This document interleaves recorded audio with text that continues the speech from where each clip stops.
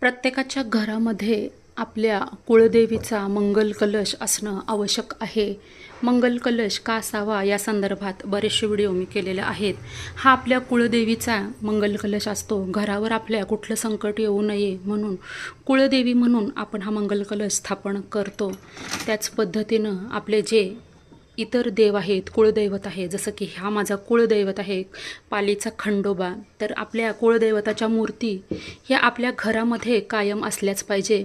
देव स्वच्छ धुवून पुसून घेतलेले आहेत. त्याची मांडणी करून आता आपण त्याला गंध अक्षता ह्या लावून घ्यायच्या आहेत. देवघरातल्या टाकांविषयी सुद्धा तुम्ही मला बरेच प्रश्न विचारलेले आहेत.